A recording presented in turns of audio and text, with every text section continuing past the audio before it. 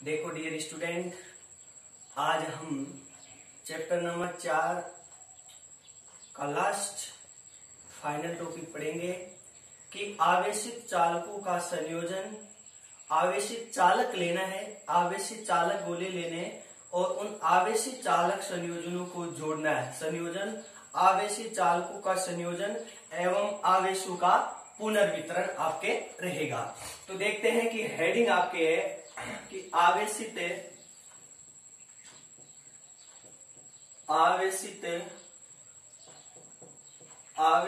चालकों का संयोजन,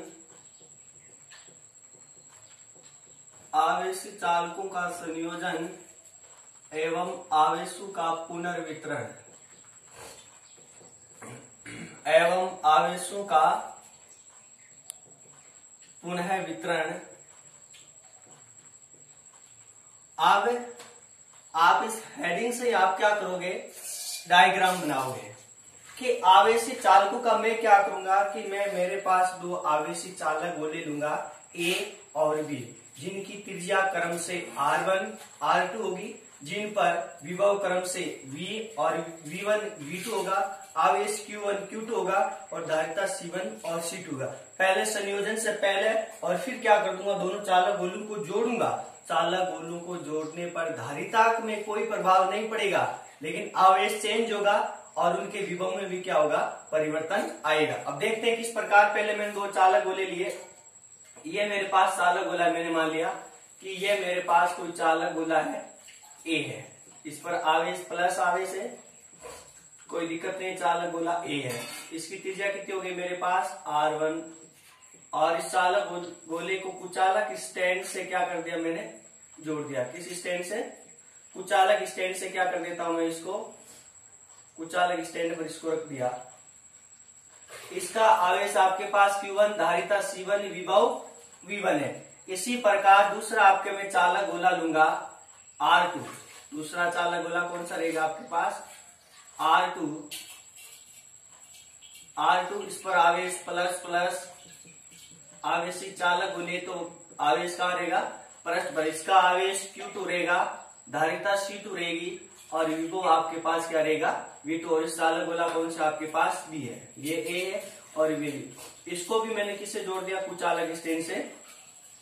इसको कुचालक स्टैंड पर, ये कौन सी स्टैंड है, कुचालक स्टैंड, दोनों कुचालक स्टैंड है। ये कैसे है कि संयोजन से पूर्व है, मतलब जोड़ने से पूर्व ये कंडीशन रहेगी, संयोजन से पूर्व है। आप ध्यान में रखना कि अब दोनों इन चालक गोलों को मैं क्या कर दूंगा कि एक नगण्य धारिता वाले चालक तार से मैं इनको क्या कर दूंगा, जोड़ दूंगा। अब आवेश, आपको पता है कि आवेश का जो विभव होता है, जो स्थानांतरण होता है, वो उच्च विभव से निम्न विभव की ओर होती है। अब आपके यहाँ पे कंडीशन है कि V1 का मान किससे अधिक है, V2 से अधिक है। इस चालक गोले A पर क्या है कि विभव का मान क्या, हमेशा ध्यान में रखना कि अधिक है। तो विभव का मान अधिक होने के कारण, विभव का मान अधिक होने के कारण इस V1 का मान क्या अधिक है और V2 का मान क्या है, कम है। इसलिए आप कह सकते हो कि इसमें क्या है कि विभव का जो स्थानांतरण होगा, जो आवेशों का स्थानांतरण होगा, वो V1 से किधर होगा, V2 की ओर होगा। तो इस चालक गोले A को और B को किससे जोड़ देता हूं मैं कि A के नगण्य धारिता वाले चालक गोलों से क्या कर देता हूं मैं, जोड़ देता हूं। चालक गोले को मैं क्या कर देता हूं, R1 है, इसकी आवेश मान लिया जिस पर Q1 डे से, धारिता C1 ही रहेगी और विभव भी ये आपका A, वो भी आपकी कुचालक स्टैंड। इस प्रकार इसको मैंने क्या कर दिया, एक नगण्य धारिता वाले चालक तार से क्या कर देता हूं, A और B को क्या कर दिया मैंने, जोड़ देता हूं। A और B को मैं क्या कर देता हूं, जोड़ देता हूं। A और B को मैं क्या कर देता हूं, जोड़ देता हूं। इस प्रकार इसकी त्रिज्या आपके पास क्या रहेगी, R2 रहेगी और इस पर विभव Q2 डैश रहेगा, धारिता C1 रहेगी और विभव। अब मुझे बताओ कि ये आपकी कुचालक स्टैंड हो गई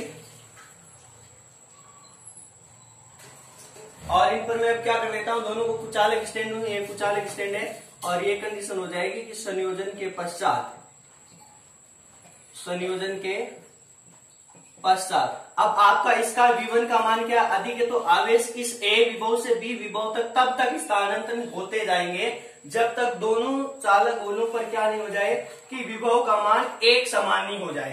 यदि इस पर 5 है तो इस पर भी 5 हो जाए, फिर इस आवेश का स्थानांतरण क्या हो जाता है, बंद हो जाता है। इसलिए इन पर दोनों पर विभव क्या हो गया, मैंने मान लिया v, दोनों पर विभव क्या हो गया v। अब विभव समान होने के कारण ये चालक गोले रहेंगे वो किस क्रम में जोड़े गए हैं, समांतर क्रम में क्या रहता है। हमारे घरों में जो लाइटें रहती है वो समांतर क्रम में विभव का मान क्या रहता है, समान रहता है। इसलिए आपको दिखाई दे रहा है सरणी क्रम में, लेकिन ध्यान में रखना विभव का मान समान रहते हो किस क्रम में जोड़ा गया है, समांतर क्रम में जोड़ा गया है। आपको आवेशों का मान ज्ञात करना है। क्या ज्ञात करना है, पहले करूंगा कि संयोजन से पूर्व आवेशों का मान ज्ञात, फिर संयोजन के पश्चात आवेशों का मान ज्ञात करूंगा।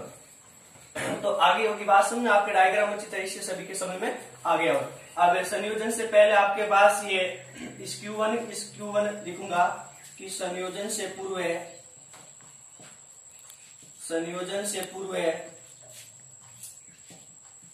चालक गोले A पर आवेश Q1 है। आवेश क्या है आपके पास Q1, धारिता C1 और विभव क्या है V1 है। तो कि Q बराबर क्या हो गया C1 V1, समीकरण नंबर 1। इसी प्रकार चालक गोले B पर आवेश कितना आपके पास Q2 बराबर, क्योंकि सूत्र होता है ना कि Q बराबर क्या होता है CV, जो आवेश होता है विभव की समानुपाती, फिर समानुपाती नियतांक धारिता आती है। आवेश Q2 बराबर C2 V2, समीकरण नंबर 2। फिर लिखूंगा संयोजन से पहले कुल आवेश, कि संयोजन से पहले चालक गोलों पर कुल आवेश, संयोजन से पहले या पूर्व चालक गोलों पर कुल आवेश माना, कुल आवेश माना क्या मेरे पास Q है, कुल आवेश मेरे पास कितना है कि Q है, कुल आवेश कितना मान सकता हूं मैं, Q है। तो Q बराबर कितना हो गया कि Q1 प्लस के Q2, दोनों को क्या कर दूंगा मैं, जोड़ दूंगा। कुल आवेश याद करना है तो समीकरण 1 व 2 से लिख सकते हो, समीकरण 1 व 2 से इन Q1 और Q2 का मान रख दो। तो Q बराबर Q1 का मान रखा C1 V1 प्लस Q2 का मान रखा C2 Q2, समीकरण नंबर इसको क्या दे दिया 10। फिर लिखूंगा संयोजन के पश्चात चालक गोलों पर उपस्थित कुल आवेश का मान। फिर लिखूंगा कि संयोजन के पश्चात चालक गोले A पर उपस्थित आवेश, आपको आवेश ही ज्ञात करना है क्योंकि आवेश ही चालकों का संयोजन एवं आवेशों का पुनर्वितरण।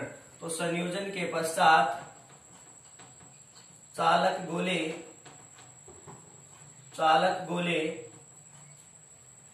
A पर आवेश, चालक गोले A पर आवेश कितना है Q1 डैश बराबर C1, विभव दोनों पर क्या है समान। इसको समीकरण नंबर दिया मैंने 4। इसी प्रकार गोले B पर, चालक गोले B पर एक ही बात है, अब B पर आवेश कितना है Q2 डैश है बराबर C1, और नहीं धारिता कितनी इसकी C1, इसकी C1 और C2, धारिता में इसकी पहले धारिता में कोई चेंज नहीं होगा तो C2। आगे बात समझो, समीकरण नंबर इसको दे दिया मैंने 5। फिर देखो लिखूंगा कि संयोजन के पश्चात चालक गोले, संयोजन के पश्चात चालक गोले पर कुल आवेश, चालक गोले पर कुल आवेश माना Q डैश है तो Q डैश बराबर Q1 डैश प्लस के Q2 डैश। लिख दूंगा समीकरण 4 व 5 से, समीकरण 4 व 5 से इनका मान क्या रख दूंगा, कुल आवेश का मान आ जाएगा Q1, तो Q1 डैश का मान रखा C1V प्लस के C2V। विभव का मान समान हो गया ना, क्योंकि नगण्य धारिता वाले एक क्वेश्चन आता है आपके, नगण्य धारिता का चालक तार,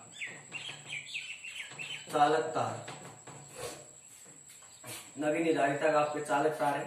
फिर लिख दूंगा आगे बात समझ में ये। अभी दोनों में कॉमन क्या दिखाई दे रहा है आपको कि v दिखाई दे रहा है, तो v बराबर C1 प्लस के C2, इक्वेशन नंबर 6। अब आपको मुझे बताएंगे कि अब क्या कहता है कि आवेश संरक्षण नियम क्या कहता है कि संयोजन से पूर्व कुल आवेश बराबर संयोजन के पश्चात कुल आवेश। और आपका जो ये v है ये कौन सा v कहलाएगा, आपके उभयनिष्ठ। कौन सा? उभयनिष्ठ, मतलब दोनों में काम आ रहा है उभयनिष्ठ विभव। ये जो विभव हो जाता है इस विभव को कौन सा नाम दिया जाता है? उभयनिष्ठ विभव कहा जाता है। और इस उभयनिष्ठ विभव का मान आपको ज्ञात करना है। तो देखो उभयनिष्ठ विभव का मान ज्ञात करना है तो आवेश संरक्षण नियम से। किस नियम से? आवेश संरक्षण नियम क्या कहता है? आवेश का न तो नष्ट किया जा सकता नहीं, आवेश संरक्षण नियम से। देख सकता हूं संयोजन से पूर्व आवेश बराबर संयोजन के पश्चात, अर्थात मैं सीधा यहाँ पे लिख सकता हूं कि Q बराबर Q डैश। अब इसका मान रखो, Q1 का मान रखा समीकरण 3 से लिखूंगा, समीकरण 3 व समीकरण 6 से, 3 व 6 से। तो समीकरण 3 का मान रखो, देखो इधर Q का मान रखा C1 V1 प्लस के C2 V2 बराबर का बराबर, और अब Q डैश का समीकरण 6 से मान रख दिया मैंने Q डैश की जगह V कोष्टक C1 प्लस के C2। तो आपके पास ये विभव उभयनिष्ठ विभव का मान क्या हो गया कि V बराबर C1 V1 प्लस के C2 V2 अपूर्ण क्या हो गया, ये बट्टा में चले गए C1 बराबर C1 प्लस के C2। यही क्या होता है आपके कि उभयनिष्ठ विभव का क्या होता है आपके पास फॉर्मूला होता है कि V बराबर C1 प्लस के C2 के V बराबर C1 V1 प्लस के C2 V2 upon C1 plus के C2। और इसके पश्चात अब मेरे को क्या ज्ञात करना है कि इनके अब चालक गोले A में क्या वृद्धि हुई या क्या चालक गोले B में क्या हुआ। तो पहले आपके पास अब ये 3 आवेश हो गए, मतलब 3 विभव हो गए EV। तो आपके यहाँ पे कंडीशन एक ही याद रहेगी कि V1 का मान है किससे अधिक है, इस V से अधिक रहेगा। पहले V से अधिक रहेगा क्योंकि आवेशों का स्थानांतरण इधर से हो रहा है। तो सबसे पहले क्या इस V1 का मान क्योंकि पहले से अधिक था, लेकिन अब V का मान तो इनका जिसका मान 10 है तो 10 रहेगा, तो दोनों में 5 चला जाएगा तो V का मान तो अधिक ही रहेगा। तो और V2 का मान क्या हो जाएगा, इस V की तुलना में V2 का मान क्या हो जाएगा, कम हो जाएगा। सबसे अधिक V1 है, फिर V है, फिर क्या आपके पास V2। तो फिर लिखूंगा चालक गोले A के विभव में वृद्धि, चालक गोले A के विभव में वृद्धि मान ली डेल V1 है। कितनी है? डेल V1 है, तो V1 माइनस के क्या कर सकता हूं मैं, V कर सकता हूं, V1 माइनस के V। अब आपने पढ़ा होगा कि अभी V का मान पढ़ा था वो क्या था, C1 V1 प्लस के C2 V2 अपोन के C1 प्लस के C2, यही था। अब इस कंडीशन के पश्चात आप क्या कर सकते हो कि चालक बोले A के विभव में मैंने वृद्धि कितनी है, मेरे पास डेल V1 है। क्या है? डेल V1 वृद्धि है। तो अब इससे डेल V1 बराबर इस V1 की जगह V1 रह जाएगा माइनस के, इसे V की जगह मान रख दो C1 V1 प्लस के C2 V2 upon C1 plus के C2। वज्र गुणा किया, इधर देखो इनके वज्र गुणा नहीं सॉरी लैसे पे लिए C1 प्लस के C2, इसका एक में भाग दिया जाएगा नहीं तो V1 C1 प्लस के C2 और V2, क्योंकि इसमें भाग दिया ये C1 फिर इसको V1 से क्या कर दिया अंदर गुणा, ये माइनस का चिन्ह कोष्टक, यहां से कोष्टक स्टार्ट हो जाएगा, इसका इसमें भाग दिया cancel out C1 V1 plus के C2 V2। अब क्या हो जाएगा V1 C1 प्लस के C2 V2 माइनस से अंदर गुणा करो C1 V1 minus plus minus को इसे गुणा किया, ये भी क्या हो जाएगा आपके पास माइनस के C2 और V2 अपूर्ण C1 प्लस के C2। अब आपको क्या दिखाई दे रहे हैं कि C1 और V1 आपको क्या दिखाई दे रहे हैं, सॉरी ये इसमें भाग है आपके पास C1 V1 कि C1 और V1 का इसमें क्या चल जाएगा कि C1 V2 माइनस के C1 C2 से बात है। आगे देखो अब आपके पास क्या कैंसिल आउट हो जाएगा, देखो अब क्या ये क्या हो जाएगा, यहाँ पे देखो कैंसिल आउट क्या हो जाएगा, C1 V1 प्लस का और ये माइनस का आपस में क्या हो गया कैंसिल आउट, पीछे ऊपर क्या बचे C2 और V1 माइनस के C2 और V2 है ध्यान में रखना, और C1 प्लस के C2। आप ऊपर कॉमन क्या दिखाई दे रहा है आपको, C2 कॉमन दिखाई दे रहा है, C2 कॉमन ले लिया तो V1 माइनस के V2 अपॉन C1 प्लस के C2। यही क्या हो जाती है चालक गोले ए के विभव में वर्दी डेल V1, यह क्या हो जाएगी वर्दी। अब इसी प्रकार आप क्या कर लोगे, इसको समीकरण नंबर क्या दे सकता हूं मैं 7 दे सकता हूं, समीकरण नंबर इसको क्या दे दिया मैं 7 दे दिया। और इसके पश्चात आप क्या कर सकते, चालक गोले बी के विभव में परिवर्तन। अब पहले तो ए के विभव में परिवर्तन था, अब क्या याद करता हूं, चालक गोले बी के विभव में परिवर्तन मैंने मान लिया डेल V2 मान लिया, तो डेल, अब आपको इस कंडीशन को यहाँ पे फॉलो करना है। पहले मैंने लिखा था कि डेल V1 बराबर क्या होता है V1 माइनस के V, क्योंकि इसका मान इसकी तुलना में क्या है बड़ा है, लेकिन यहाँ पे किसकी तुलना में बड़ा है आपके पास कि V2 की तुलना में क्या है बड़ा है। अब इस V का मान किसकी तुलना में बड़ा है, तो यहाँ पे में डेल V2 है, तो डेल V2 का मान क्या है कि V2 माइनस के V1। आप इस प्रकार कि डेल V2 बराबर ऐसे कि V1 माइनस से V1 माइनस के V2 कि यहाँ इस V का मान क्या है, पहले तो ये अधिक था इसलिए इसमें निकाल दिया, अभी इसकी मान तुलना में क्या है, इसका मान क्या है अधिक है, तो अधिक में से कम को निकाल, तो डेल V2 बराबर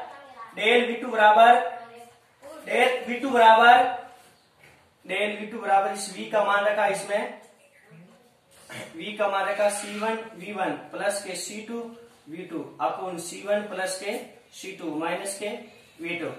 अब यहाँ पे आपके लिए से भी कितने आ जाएंगे, इधर देखो वापस इसके एलसीएम कितने आ जाएंगे, C1 और V1 क्या आ गए C1 प्लस के C2 इसका इसमें भाग दिया, क्या बचा C1 V1 प्लस के C2 V2 माइनस के कॉस्टेक, इसका इसमें एक मान सकते हो, इसमें भाग दिया तो C1 V2 माइनस के C2 और V2 दोनों के 2 से गुणा हो जाएंगे।